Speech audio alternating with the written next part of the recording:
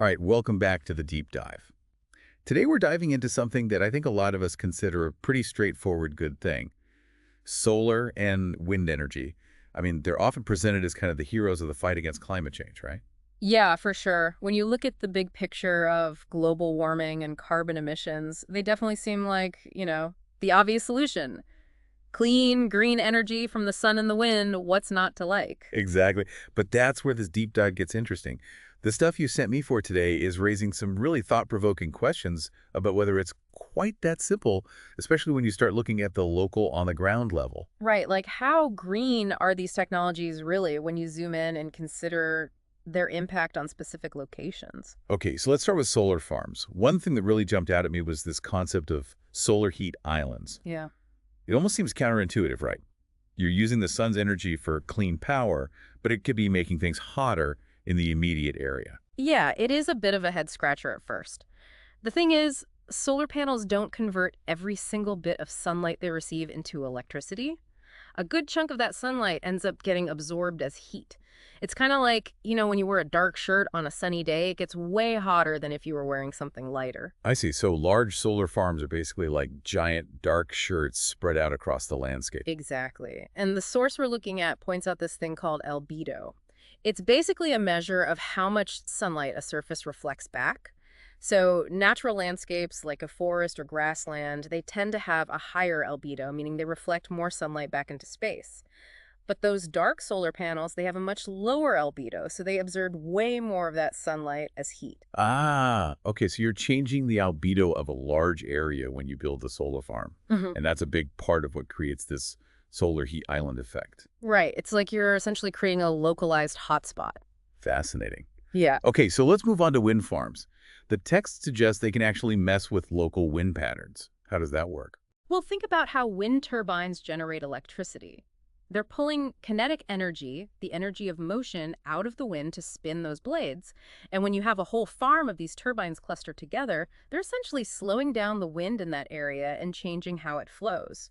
I get that they're taking energy out of the wind, but why is that a big deal? Is it just a matter of things being a bit less breezy around the wind farm? It's actually more complex than that. See, wind plays a big role in how heat gets distributed across a landscape. It helps to mix the air and prevent those really extreme pockets of hot or cold air from forming. But when you change the wind patterns, you can disrupt that natural process. Plus, the speed of the wind also affects how fast water evaporates from the ground and bodies of water. So even subtle shifts in wind patterns can have knock-on effects. So we're starting to see a potential link here, right? The localized heat from those solar farms and the changes in wind patterns from the wind farms, they could both lead to higher evaporation rates. Exactly, and that's where things get even more interesting. The source we're looking at really emphasizes how increased evaporation can worsen drought conditions. In areas that are already struggling with dryness, those higher evaporation rates can really tip the scales towards desertification. That's sobering. And of course, we also have to factor in the impact of actually building these huge solar and wind farms in the first place. The habitat loss from clearing all that land for construction is a big deal too. Absolutely. We often focus on the clean energy output, but there's a whole ecosystem impact to consider as well. It almost feels like a paradox, right? We're trying to solve this global problem of climate change, but potentially creating these localized environmental issues at the same time. Yeah, it definitely highlights the complexity of the situation. And, the text also brought up this really fundamental point about energy that I thought was super interesting, the conservation of energy. Right, tell me more about that. Okay, so the basic principle is that energy can't be created or destroyed, only transformed from one form to another. And the text argues that if you think about it from that perspective, all energy is ultimately renewable in some sense. It's just a question of how efficiently and cleanly we can transform it. So maybe this distinction we make between renewable and non-renewable energy sources isn't quite as black and white as we often think. That's the suggestion, yeah. The text even goes so far as to say that the renewable label might be partly a marketing tactic. Like it sounds good, but it might be oversimplifying things. So just to be clear, we're not saying that solar and wind power are bad. No, not at all. They're both vital tools in our fight against climate change.